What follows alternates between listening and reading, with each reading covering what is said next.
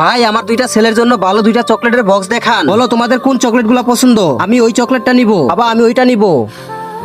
আরে ভাইয়া 2 পিস না, দুইটা বক্সই দিয়ে দেন আমার দুইটা ছেলের জন্য। ঠিক আছে ভাইয়া, আপনাদের 400 টাকা হয়েছে।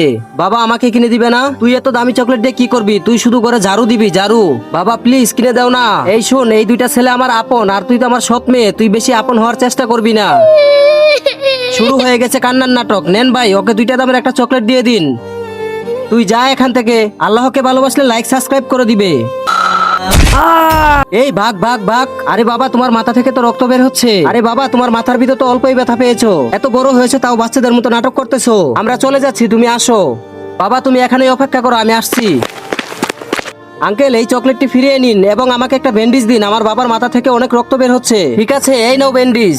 বাবা বাবা আল্লাহ তোমাকে বাঁচিয়েছে, যে অল্প ব্যথা পেয়েছো, যদি তোমার কিছু হয়ে যেত তাহলে আমার কি হতো? মা তুই আমাকে মাফ করে দিস, আমি তোকে সৎ মেয়ে বলে অনেক অপমান করেছি, আমার ভুল হয়েছে, আমাকে মাফ করে দে। কোনো ব্যাপার না বাবা, বাবাকে ভালোবাসলে চ্যানেলটিতে সাবস্ক্রাইব করে দাও।